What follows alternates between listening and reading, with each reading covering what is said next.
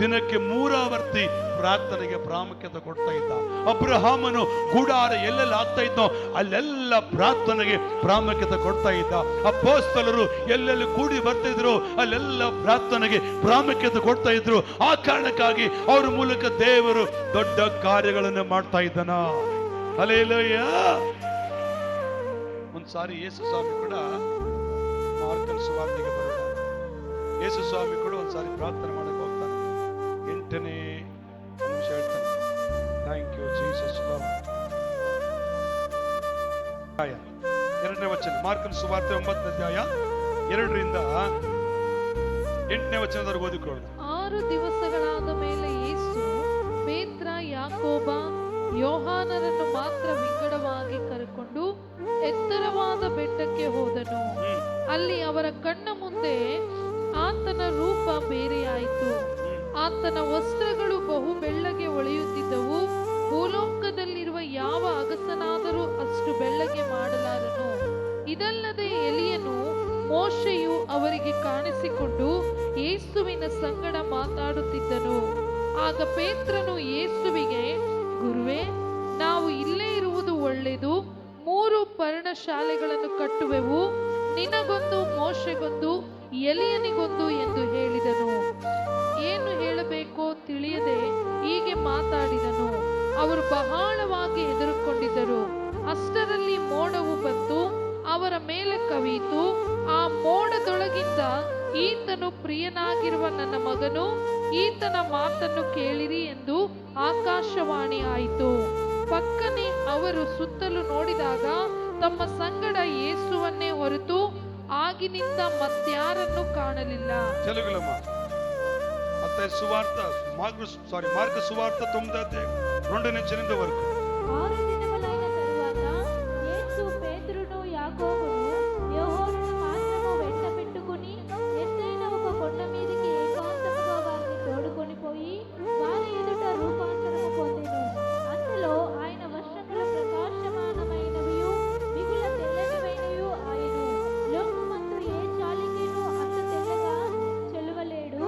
మరియు మోషేయు, ఏలీయు వారికి కనబడి యేసుతో మాట్లాడుచుండిరి. అప్పుడు పేతురు, బోధకుడా, మనం ఇక్కడ ఉండుట మంచిది. మేము నీకు ఒకటియు, మోషేకి ఒకటియు, ఏలీయాకు ఒకటియు 3 వర్ణశాలలు కట్టుదామని చెప్పెను. వారు మిగులు భయపడిరి గనుక తాను చెప్పవలసినదేమో అతనికి తెలియలేదు. మేఘము ఒకటి వచ్చి వారిని కప్పగా, ఈయన నా ప్రియ కుమారుడు, ఈయన మాట వినుడని ఒక శబ్దము మేఘములో నుండి పుట్టెను. వెంటనే వారు చుట్టూ చూచినప్పుడు తన యొద్దనున్న యేసు తప్ప మరి ఎవరునూ వారికి కనబడలేదు. Thank you. ಹಲ್ಲೆಲೂಯಾ. ಅಲ್ಲಿ ನೋಡ್ತೇವೆ ಯೇಸು ಸ್ವಾಮಿ ವಿಂಗಡವಾಗಿ 6 ದಿವಸಗಳಾದ ಮೇಲೆ ಯೇಸು ಪೇತ್ರ, ಯಾಕೋಬ, ಯೋಹಾನರನ್ನು ಮಾತ್ರ ವಿಂಗಡವಾಗಿ ಕರೆಕೊಂಡು ಎತ್ತರವಾದ ಬೆಟ್ಟಕ್ಕೆ ಹೋದನು. ಯಾಕೆ ಹೋದ ಬೆಟ್ಟಕ್ಕೆ? ವಾಕ್ ಮಾಡೋದಕ್ಕ? ಅಲ್ಲಿ ಪ್ರಾರ್ಥನೆ ಬರ್ದಿಲ್ಲ ಸರ್, ನೀವು ಕೇಳ್ಬೋದು. ಆತನು ಹೋಗಿದ್ದೆ ಬೇರೆ ಏನು ಕೆಲಸಕ್ಕಲ್ಲ, ಪ್ರಾರ್ಥಿಸುವುದಕ್ಕೆ. ಯೇಸು ಸ್ವಾಮಿ ಪ್ರಾರ್ಥನೆಗೆ ಪ್ರಾಮುಖ್ಯತೆ ಕೊಡ್ತಾ ಇದ್ದ. ಆತನಿನ್ನು ಮಬ್ಬಿರುವಾಗಲೇ 1ನೇ ಅಧ್ಯಾಯ 35ನೇ ವಚನ ಹೇಳ್ತದಲ್ಲ, ಆತನು ಮಬ್ಬಿರುವಾಗಲೇ ಏನ್ ಮಾಡ್ತಿದ್ದಂತೆ? ಅಡವಿಗೆ ಹೋಗಿ ಪ್ರಾರ್ಥನೆ ಮಾಡ್ತಿದ್ದ. ಪ್ರಾರ್ಥನೆ ಮಾಡುವಾಗ ಆತನ ಮುಖವು ಹಂಗಿದೆಯ ವಾಕ್ಯಲ್ಲಿ ಅಲ್ಲಿ ನೋಡ್ತೇವೆ. ವಿಂಗಡವಾಗಿ ಕರ್ಕೊಂಡು ಎತ್ತರವಾದ ಬೆಟ್ಟಕ್ಕೆ ಹೋದನು. ಅಲ್ಲಿ ಅವರ ಕಣ್ಣ ಮುಂದೆ ಆತನ ರೂಪವು ಬೇರೆಯಾಯಿತು. ಆತನ ವಸ್ತ್ರಗಳು ಬಹು ಬೆಳ್ಳಗೆ ಹೊಳೆಯುತ್ತಿದ್ದವು. ಭೂಲೋಕದಲ್ಲಿರುವ ಯಾವ ಅಗಸನಾದರೂ ಅಷ್ಟು ಬೆಳ್ಳಗೆ ಮಾಡಲಾರನು. ಬೆಳ್ಳಗೆ ಮಾಡಕ್ಕಾಗಲ್ಲ, ಅಷ್ಟು ಬಿಳುಪು, ಅಷ್ಟು ಹೊಳಪು ಯೇಸು ಸ್ವಾಮಿ ವಸ್ತ್ರದ ಮೇಲೆ ಬಂತು. ಅದು ಹೇಗೆ ಸಾಧ್ಯ ಗೊತ್ತಾ? ಅವರು ಯೇಸು ಸ್ವಾಮಿ ಪ್ರಾರ್ಥನೆಗೆ ಪ್ರಾಮುಖ್ಯತೆ ಕೊಟ್ಟಾಗ ಅಲ್ಲಿ ಪೇತ್ರ, ಯೋಹಾನ ಯಾರು ಕಾಣಿಸ್ಕೊಂಡ್ರು? ಎಲಿಯಾ.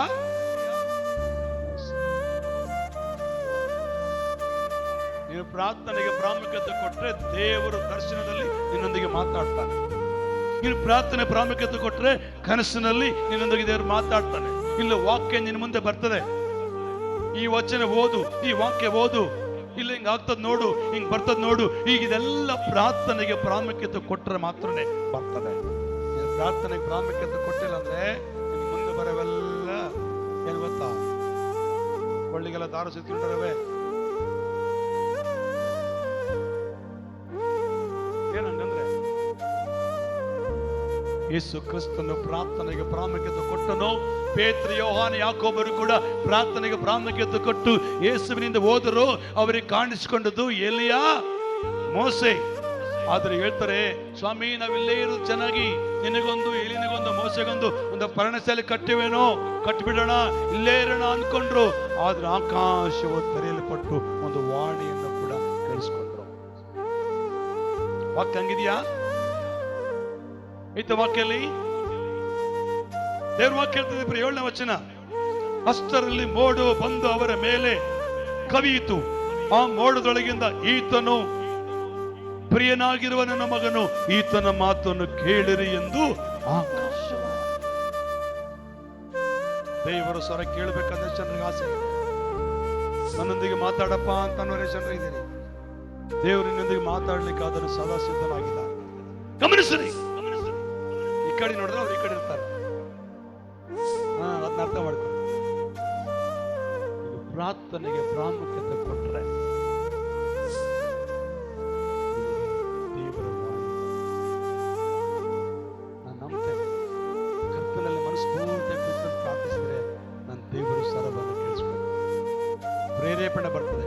ಕೃಷ್ಣ ವಚನ, ಕೀರ್ತನೆ, ಲೂಕಸ್ ವಾರ್ತೆ, ಯೆರೆಮೀಯನ ಪ್ರವಾದನ ಪುಸ್ತಕ ಬರ್ತದೆ. ಯಾವಾಗ? ಪ್ರಾರ್ಥನೆಗೆ ಪ್ರಾಮುಖ್ಯತೆಯನ್ನು ಕೊಡುವುದಾದ, ಪ್ರಾರ್ಥನೆಗೆ ಪ್ರಾಮುಖ್ಯತೆ ಕೊಡುವಂತ ವ್ಯಕ್ತಿಗಳ ಸ್ಥಿತಿ ಇದ್ದ ಸ್ಥಿತಿಯಲ್ಲಿ ಇರುವುದಿಲ್ಲ, ಅದು ಬದಲಾಗ್ತದೆ. Amen, hallelujah. ದಾಂಜಲ ಸ್ಥಿತಿ ಬದಲಾಯ್ತಾ? ಹಂಗೆ ಇತ್ತ ಹೇಳಿ, ಹೆಂಗ್ ಬದಲಾಯ್ತು? ಪ್ರಾರ್ಥನೆಯಿಂದ. ಅಬ್ರಾಮ ಸ್ಥಿತಿ ಬದಲಾಯ್ತಾ? ಹಂಗೆ ಇತ್ತ ಹಿಂಗಂತ ನಮ್ಗೆ ಇಲ್ಲ. ಆ ಕಡೆಗೆ ಪ್ರಾರ್ಥನೆಯಿಂದ ಅಬ್ರಹಾಮ ಆಶೀರ್ವಾದ, ಪ್ರಾರ್ಥನೆಯಿಂದ ಅಪೊಸ್ತಲರು ಅದ್ಭುತ ಕಾರ್ಯಗಳನ್ನು ಮಾಡಿದರು. ಇನ್ನೊಂದು ವಾಕ್ಯ ಓದೋಣವಾ? ಅಪೊಸ್ತಲರ ಕೃತ್ಯದಲ್ಲಿ ಬರೋಣ. ಕರ್ತನಿಗೆ ಸ್ತೋತ್ರವಾಗಲಿ ಪ್ರಿಯ ದೇವ ಜನರೇ. Thank you Jesus. ಅಪೊಸ್ತಲರ ಕೃತ್ಯಗಳು 16ನೇ ಅಧ್ಯಾಯ 24ನೇ 23ನೇ ವಚನದಿಂದ ಓದಿಕೊಂತ ಹೋಗೋಣ. 23ರಿಂದ 34ನೇ ವಚನವಾಗಿದೆ. ಆದ್ರೆ 23ರಿಂದ ನಾನು ಎಲ್ಲವರೆಗೂ ಸಾಕಂತಲ್ಲಿ ಓದಿ. ಅವರಿಗೆ ಬಹಳ ಪೆಟ್ಟುಗಳನ್ನು ಹೊಡೆಸಿದ ಮೇಲೆ ಸೆರೆಮನೆಯೊಳಗೆ ಹಾಕಿಸಿ ಇವರನ್ನು ಭದ್ರವಾಗಿ ಕಾಯಬೇಕೆಂದು ಸೆರೆಯ ಯಜಮಾನನಿಗೆ ಖಂಡಿತವಾಗಿ ಹೇಳಿದರು. ಅವನು ಇಂಥ ಅಪ್ಪಣೆಯನ್ನು ಹೊಂದಿ ಅವರನ್ನು ಸೆರೆಮನೆಯ ಒಳಕ್ಕೆ ಕೋಣೆಯಲ್ಲಿ ಹಾಕಿ ಅವರ ಕಾಲುಗಳಿಗೆ ಕೋಳವನ್ನು ಹಾಕಿ ಬಿಗಿಸಿದನು. ಮಧ್ಯರಾತ್ರಿಯಲ್ಲಿ ಪೌಲನು ಸೀಲನು ಪ್ರಾರ್ಥನೆ ಮಾಡುವವರಾಗಿ ದೇವರಿಗೆ ಸ್ತುತಿ ಪದಗಳನ್ನು ಹಾಡುತ್ತಿದ್ದರು. ಸೆರೆಮನೆಯಲ್ಲಿದ್ದವರು ಲಕ್ಷ್ಯವಿಟ್ಟು ಕೇಳುತ್ತಿದ್ದರು. ಅಕಸ್ಮಾತ್ ಆಗಿ ಮಹಾ ಭೂಕಂಪ ಉಂಟಾಯಿತು. ಸೆರೆಮನೆಯ ಅಸ್ಥಿವಾರಗಳು ಕದಲಿದವು. ಅದೇ ಕ್ಷಣದಲ್ಲಿ ಕದಗಳೆಲ್ಲ ತೆರೆದವು. ಎಲ್ಲರ ಬೇಡಿಗಳು ಕಳಚಿ ಬಿದ್ದವು. ಅಲ್ಲಿ ಇರ್ಲಿ, ಆಮೇಲೆ ಓದೋಣ. ಇಲ್ಲಿ ಪೌಲ ಶೀಲರನ್ನ ಸೆರೆಮನೆಗೆ ಹಾಕಲ್ಪಟ್ಟಿದ್ದಾರೆ, ಒಡೆದು ಅವರ ಕೈ ಕಾಲಿಗೆ ಬೇಡಿಗಳನ್ನು ಹಾಕಿ ಒಂದು ರೋಮಲ್ಲಿ ಒಂದು ಕೋಣೆಯಲ್ಲಿ ಹಾಕಲ್ಪಟ್ಟಿದ್ದಾರೆ. ಅಪೊಸ್ತಲರ ಕಾರ್ಯములు 16 అధ్యాయము 23 నుంచి ನಮ್ಮ తెలుగులో చదువుతున్న తర్వాత ನಾನು ಓದಿಸ್ತಾನೆ, ಕೇಳಿಸ್ಕೊಡ್ರಿ. ಇಲ್ಲಿ ಆ ಪೌಲ ಶೀಲರು ಯಾವುದಕ್ಕೆ ಪ್ರಾಮುಖ್ಯತೆ ಕೊಟ್ಟರಣ? ಪ್ರಾರ್ಥನೆಗೆ ಪ್ರಾಮುಖ್ಯತೆ ಕೊಟ್ಟರು. ಅವರ ಪರಿಸ್ಥಿತಿ ಹೆಂಗಿದ್ದಲ್ಲಿ ಪ್ರಾರ್ಥನೆಗೆ ಅವಕಾಶ ಇಲ್ಲದ ಪರಿಸ್ಥಿತಿ ಅದು. ಪ್ರಾರ್ಥನೆ ಮಾಡಲಾರ್ದಂತ ಸಂದರ್ಭ ಅದು. ಪ್ರಾರ್ಥನೆ ಮಾಡಕ್ಕೆ ಅವಕಾಶ ಅಲ್ಲಿ ಇಲ್ಲ. ಆ ಪ್ರಾರ್ಥನೆ ಮಾಡಬಾರ್ದಂತಾನೆ, ಆ ಯೇಸು ಸುದ್ದಿ ಮಾತಾಡಬಾರ್ದಂತಾನೆ, ಯೇಸುವಿನ ಬಗ್ಗೆ ಹೇಳ್ಬಾರ್ದಂತಾನೆ ಅವ್ರು ಹೊಡೆದಾಕಿರೋದಲ್ಲಿ. ನೀವು ಮೇಲ್ಭಾಗದಲ್ಲಿ ಮನೆಗೆ ಹೋಗಿ ಓದ್ಕೊಡ್ರಿ. ಯೇಸು ಸುದ್ದಿ ಏನು ಹೇಳ್ಬಾರ್ದು, ನೀವು ಪ್ರೇಯರ್ ಮಾಡಬಾರ್ದು, ನೀವು ಆಡಬಾರ್ದು, ಸ್ತುತಿ ಹೇಳ್ಬಾರ್ದು, ಹಂಗಂತೇಳೇ ಅವರನ್ನು ಜೈಲಿಗೆ ಹಾಕಲ್ಪಟ್ಟಿದ್ದಾರೆ.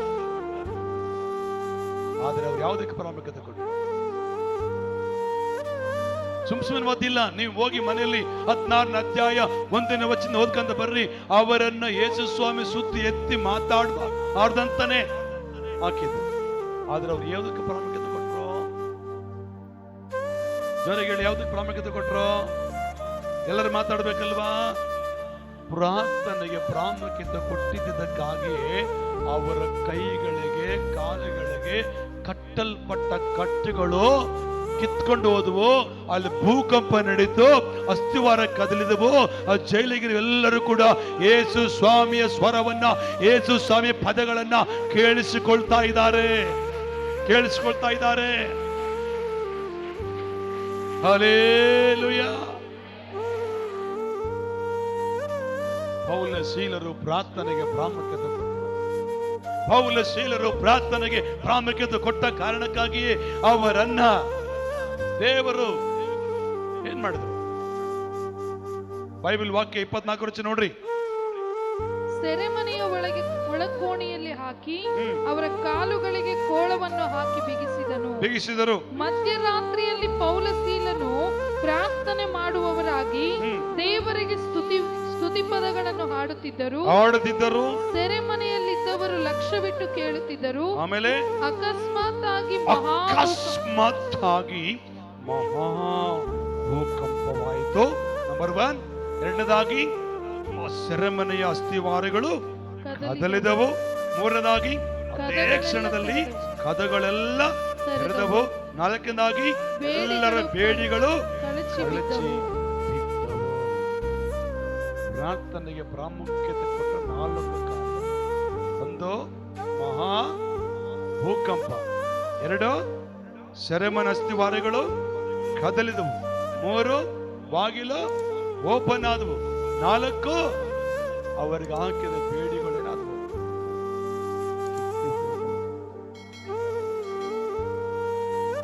ಪ್ರಾರ್ಥಿಸುನಿ ಓ ಮಗನೇ, ಪ್ರಾರ್ಥಿಸುನಿ ಓ ಮಗಳೇ, ಪ್ರಾರ್ಥಿಸಲು ಅದ್ಭುತವ ಕಾಣುವೆ. ಚಪ್ಪಳ ಆನಂದ ಆರೋಗ್ಯ ಪಡೆಯುವೆ. ಓ ಪ್ರಾರ್ಥಿಸಲು ಅದ್ಭುತವ ಕಾಣುವೆ, ಆನಂದ ಆರೋಗ್ಯ ಪಡೆಯುವೆ. ಕಣ್ಣೀರಿಂದ ಪ್ರಾರ್ಥಿಸು, ಮಂಡಿಯೋರಿ ಪ್ರಾರ್ಥಿಸು, ಕರ್ತನೇಸು ಓಡಿ ಬರುವನು. S lord. ಕಣ್ಣೀರಿಂದ ಪ್ರಾರ್ಥಿಸು, ಮಂಡಿಯೋರಿ ಪ್ರಾರ್ಥಿಸು, ಕರ್ತನೇಸು ಓಡಿ ಬರುವನು.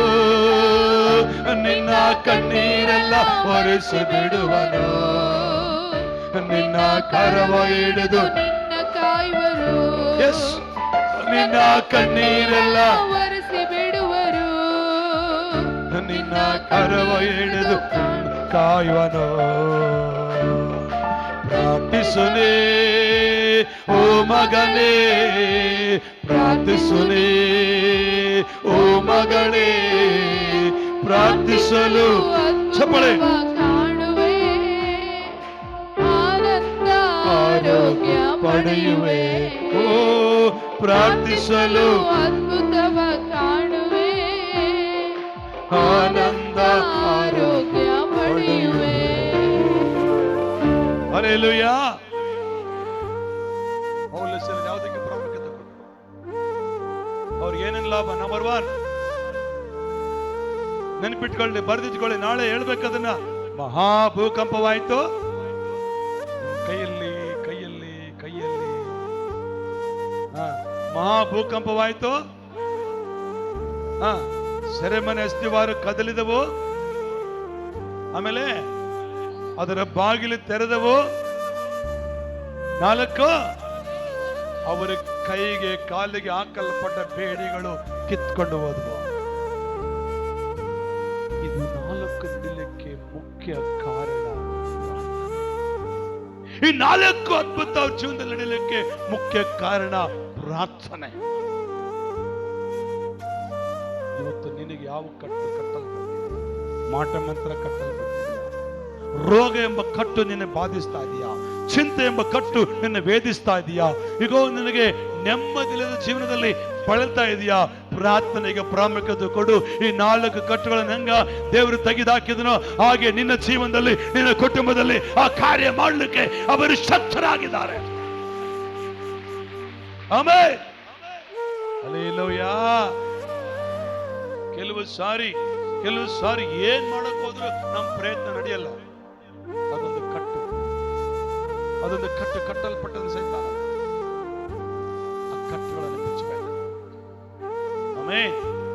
ಸ್ವಾಮಿ ಒಂದ್ಸರಿ ಯೆರೂಸಲೇಮ್ ದೇವಾಲಯಕ್ಕೆ ಹೋಗ್ಬೇಕಾದ್ರೆ ಶಿಷ್ಯರಿಗೆ ಹೇಳ್ತಾನೆ, ಹೋಗೋ ಮುಂದೆ ಒಂದು ಹಳ್ಳಿಗೆ ಹೋಗ್ರಿ, ಅಲ್ಲಿಂದ ಕತ್ತೆ ಕಟ್ಟಲ್ಪಟ್ಟಿದೆ. ನಾವು ಕಳೆದ ಉಪವಾಸ ಪ್ರಾರ್ಥನೆ ಓದಿದ್ದೇವೆ. ಆ ಕತ್ತೆ ಮರಿ ಬಿಚ್ಕೊಂಡು ಬನ್ರಿ, ಕತ್ತನ್ನು ಬಿಚ್ಕೊಂಡು ಬರ್ರಿ ಅಂತ ಹೇಳ್ತಾನೆ. ಓದಿದ್ದೀರಾ? ಕಟ್ಟಲ್ಪಟ್ಟ ಕತ್ತೆ. ನಾವು ಆಟಾಡ್ತೇವೆ, ಅಪ್ಪ ನಿನ್ನ ಕರದಲ್ಲಿ ನಾನು ಜೇಡಿ ಮಣ್ಣಾಗಿರುವಾಗ, ಜೇಡಿ ಮಣ್ಣಲ್ಲಿ ನೀನು ಒಳ್ಳೆ ಪಾತ್ರೆಯ ಮಾಡಿರುವೆ ಅಯ್ಯ. ಚಪ್ಪಳೆ. ಅಪ್ಪ ನಿನ್ನ ಕರದಲ್ಲಿ ನಾನು, ಎಸ್, ಜೇಡಿ ಮಣ್ಣಲ್ಲಿರುವಾಗ, ಆ ಜೇಡಿ ಮಣ್ಣಲ್ಲಿ ನೀನು ಒಳ್ಳೆ ಪಾತ್ರೆಯ ಮಾಡಿರುವೆ ಅಯ್ಯ. ನನ್ನ ಕರಗಳ ತಟ್ಟಿ ತಟ್ಟಿ ಆರಾಧಿಪೆ ನಿಲ್ಲಾರ. ನನ್ನ ಕರಗಳ ಕಟ್ಟಿ ಕಟ್ಟಿ Yes. ಆರಾಧಿಪೆ ನಿನ್ನ ಆರಾಧಿಪೆ. ಆರಾಧನೆ ನನ್ನೆಸೆಯ ಕೊಂಡಾಡುವೆ ನನ್ನೇಸಯ್ಯ. ಓ ಆರಾಧನೆ ನನ್ನೇಸಯ್ಯ ಕೊಂಡಾಡುವೆ ನನ್ನೇಸಯ್ಯ. ಓ ಕತ್ತಲ್ಪಟ್ಟ ಕತ್ತೆಯಾದ ನನ್ನ Yes. ಬಿಡಿಸಿ ಉಪಯೋಗಿಸಿರುವೆ. ಓ ನನ್ನನ್ನು ಒತ್ತು ಸಾಗುವಂತೆ ನನ್ನೆಲ್ಲ ಕಟ್ಟಲ್ಪಟ್ಟ ಕತ್ತೆಯಾದ ನನ್ನ ಬಿಡಿಸಿ ಕರೆದಿರುವೆ ನೀ. ಆಮೆನ್. ನನ್ನನ್ನು ಎಲ್ಲ ಕತ್ತುಗಳ ಸಾಗುವಂತೆ ನನ್ನೆಲ್ಲ ತಪ್ಪುಗಳ ಕ್ಷಮಿಸಿ. ನಿನ್ನ ಕರಗಳ ತಟ್ಟಿ ತಟ್ಟಿಯ ಆರಾಧಿಪೆ ನಿನ್ನ ಆರಾಧಿಪೆ. ಎಸ್, ಓ ಕರಗಳ ತಟ್ಟಿ ತಟ್ಟಿ ಆರಾಧಿಪೆ ಆರಾಧಿಪೆ ನಿನ್ನನ್ನು ಆರಾಧಿಪೆ. ಆರಾಧನೆ ನನ್ನೆಸೆಯ. ಕೊಂಡಾಡುವೆ ನನ್ನೇಸಯ್ಯ. ಓ ಆರಾಧನೆ ನನ್ನೇಸಯ್ಯ. ಕೊಂಡಾಡುವೆ ನನ್ನೆಸೆಯ. ವಾಕ್ಯ ಹೋದ್ರೆ ಮತ್ತೆ ಸುವಾರ್ತೆ 21 ತೆಗಿರಿ ಬೇಗನೆ. ಕಟ್ಟಲ್ಪಟ್ಟ ಕತ್ತೆ ಅಂತ ಅಲ್ಲಿ ಇದೆ. ಕರ್ತನೆ ಸ್ತೋತ್ರವಾಗಲಿ. ಇಲ್ಲಿ ಪ್ರಾರ್ಥನೆಗೆ ಪ್ರಾಮುಖ್ಯತೆ ಕೊಟ್ಟರೆ ಆ ಪೌಲ ಶೀಲರಲ್ಲಿ 4 ಅದ್ಭುತ ನಡೆದವು. ಸ್ವಾಮಿ ಒಂದು ಮಾತಾಡ್ತಾರೆ. 21 ಮತ್ತಾಯನ ಸುವಾರ್ತೆ 1ನೇ ವಚನದಿಂದ ನಾವು 4ನೇ ವಚನ ಓದ್ಕೊಂಡು ಬಂದರೆ, ಅವರು ಯೆರೂಸಲೇಮಿಗೆ ಸಮೀಪಿಸಿ ಎಣ್ಣೆ ಮರಗಳ ಗುಡ್ಡದ ಬಳಿಯಲ್ಲಿರುವ ಬೆತ್ಸೇಬೆಗೆ ಬಂದಾಗ ಯೇಸು ಇಬ್ಬರು ಶಿಷ್ಯರನ್ನು ಕರೆದು ನಿಮ್ಮೆದುರಿಗಿರುವ ಹಳ್ಳಿಗೆ ಹೋಗಿರಿ. ಹೋದ ಕೂಡಲೇ ಅಲ್ಲಿ ಕಟ್ಟಿರುವ ಕತ್ತೆಯನ್ನು, ಅಲ್ಲಿ ಬಿಟ್ಟಿರುವ ಕತ್ತೆ, ಕಟ್ಟಿರುವ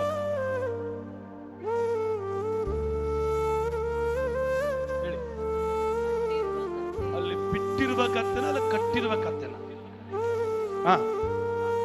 ಅಲ್ಲಿ ಕಟ್ಟಿರುವ ಕತ್ತೆಯನ್ನು ಅದರ ಕೂಡ ಇರುವ ಮರಿಯನ್ನು ಕಾಣುವಿರಿ. ಅವುಗಳನ್ನು ಬಿಚ್ಚಿ ನನ್ನ ಹತ್ತಿರಕ್ಕೆ ಹಿಡ್ಕೊಂಡು ಬನ್ನಿರಿ. ಹಲ್ಲೆಲೂಯಾ. ಆ ಕಟ್ಟಲ್ಪಟ್ಟ ಕತ್ತೆಯನ್ನ ಸ್ವಾಮಿ ಹೇಳ್ತಾನೆ, ಅವುಗಳನ್ನು ಬಿಚ್ಚಿ ನನ್ನ ಬಳಿಗೆ. ಇವತ್ತು ನಿಮಗೆ ಒಂದೊಂದು ಕಟ್ಟು ನಿಮ್ಮಲ್ಲಿ ಕಟ್ಟಲ್ಪಟ್ಟಿದ್ದಾವೆ. ಒಂದೊಂದು ಕಟ್ಟು ನಿಮ್ಮನ್ನ ಕಟ್ಟಿಕೊಂಡಿದ್ದಾವೆ. ಆ ಕಟ್ಟುಗಳು ನಿಮ್ಮನ್ನ ಹಂಗೆ ಕಟ್ಟಿರ್ಬೇಕಾ, ಬಿಚ್ಚಬೇಕಾದ್ರೆ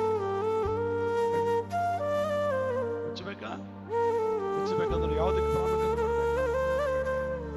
ಎಷ್ಟು ಪ್ರಾಮುಖ್ಯತೆ ಕೊಡಬೇಕು? ಎಷ್ಟು ಕೊಡ್ಬೇಕು ಸರ್? ಬೆಳಗ್ಗೆ 5 ನಿಮಿಷ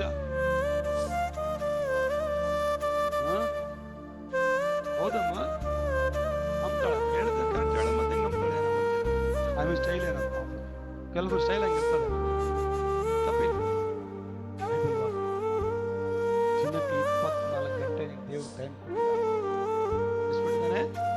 24 ಗಂಟೆ. 24 ಗಂಟೆಯಲ್ಲಿ ದೇವರಿಗೆ ಎಷ್ಟು ಸಮಯ ಕೊಡಬೇಕು ಗೊತ್ತಾ ನೀನು? 2 ತಾಸು 40 ನಿಮಿಷ ಒಂದು ದಿನದಲ್ಲಿ ದೇವರ ಹತ್ರ ಸಮಯ ಕಳಿಬೇಕು. ಒಂದೇ ಸಾರಿ ಕಳಿತೀಯಾ? ಇಲ್ಲಿ ಬೆಳಗ್ಗೆ ಎಷ್ಟು, ಮಧ್ಯಾಹ್ನ ಎಷ್ಟು, ರಾತ್ರಿ ಎಷ್ಟು ಮಾಡ್ಕೊಂತೀಯ ಗೊತ್ತಿಲ್ಲ. ಒಂದು ದಿನದಲ್ಲಿ 24 ಗಂಟೆಯಲ್ಲಿ 2 ತಾಸು 40 ನಿಮಿಷ ದೇವರ ಹತ್ರ ವಾಕ್ಯ ಓದಬೇಕು, ಬೈಬಲ್ ಓದಬೇಕು, ಇಲ್ಲ ಪ್ರಾರ್ಥನೆ ಮಾಡಬೇಕು. ಏನೋ ಒಂದು ದೇವರ ತಂದಲ್ಲಿ 2 ತಾಸು 40 ನಿಮಿಷ ದೇವರ ಹತ್ರ ಸಮಯ ಕಳೆಯುವುದಾದ್ರೆ ನಿನ್ನ ಕಟ್ಟುಗಳನ್ನ ದೇವರ ಬಿಚ್ಚಲಿಕ್ಕೆ ಶಕ್ತನಾಗಿದ್ದಾನೆ. ಆಮೆನ್. ಹಲ್ಲೆಲೂಯಾ. ಡೈಲಿ ಎಷ್ಟು ತಾಸು ಪ್ರೇಯರ್ ಮಾಡ್ತಾರೆ? ಅರ್ಧ ಗಂಟೆ. ಸಮಯ ಬೆಳಿಗ್ಗೆ 1 ಗಂಟೆ. ಬೆಳಿಗಿನ ಜಾವ ಜೂಮ್ ಮೀಟಿಂಗ್ ಅಲ್ಲಿ ಕೆಲವರು ಕೂಡ್ತಾ ಇದ್ದಾರೆ. ಅವ್ರು ಕೈ ಎತ್ತುವಲ್ರು. ಓ ಅದಲ್ಲ, ಅದು ಕೂಡ ಪ್ರಾರ್ಥನೆ ಕೂತ್ಕೊಂಡಿರೋದು. ಅಂದ್ರೆ ಅವ್ರು ಕೈ ಎತ್ತಿಲ್ಲ ಅಂದ್ರೆ ಅವ್ರು ಯಾಕೆ ಕೈ ಎತ್ತಲ್ಲ ಗೊತ್ತಾ? ಜೂಮ್ ಆನ್ ಮಾಡಿ ಪಕ್ಕದ ಇಟ್ಟು ಮಕ್ಕಂಡಿರ್ತಾರೆ ಇವ್ರ.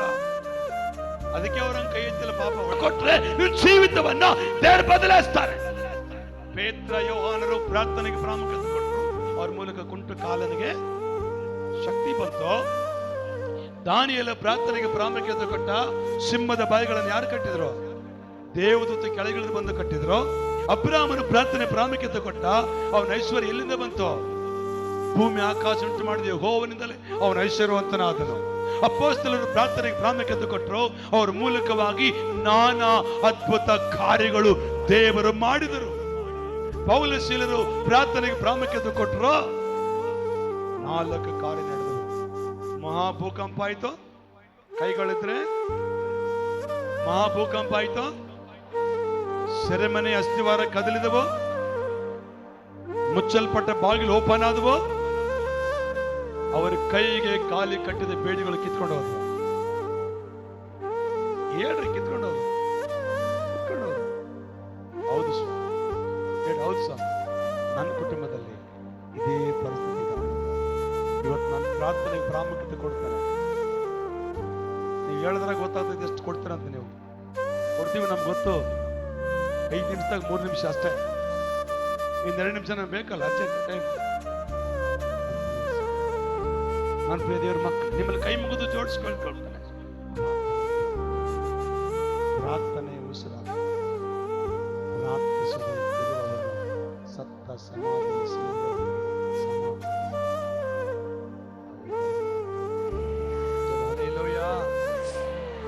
ದೇವರ ಮಗನಾಗಿ ದೇವರ ಸಭೆಗೆ ಬಂದೆ ಅಂದ್ರೆ ಪ್ರಾರ್ಥನೆ ಕಂಪಲ್ಸರಿ ಮಾಡಲೇಬೇಕು. ಹೇಗೆ ಮಾಡಬೇಕು?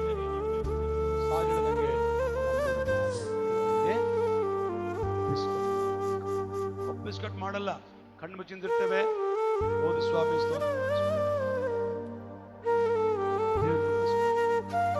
ಸಮಯ ಕಳಿ. ಬೇರೆ ಹತ್ರ ಸಮಯ ಕಳೆದು ವೇಸ್ಟ್. ದೇವರ ಹತ್ರ ಸಮಯ ಕಳೆದ್ರೆ ದರ್ಶನ ಬರ್ತದೆ, ಆಶೀರ್ವಾದ ಬರ್ತದೆ. ನೀನು ಬಲವಂತೀಯ, ಬಿಡುಗಡೆ ಹೊಂದ್ಕೊಳ್ತೀಯ, ತಿಳಿಯದ ವಿಷಯಗಳನ್ನು ದೇವರು ತಿಳಿಯಪಡಿಸ್ತಾನೆ. ಇನ್ನು ಅನೇಕರ ಪ್ರಕಟಿಸುವಂತ ವ್ಯಕ್ತಿಯನ್ನಾಗಿ ದೇವರಿಂದ ಮಾಡಲಿಕ್ಕೆ ಅದು ಸಾಧ್ಯ.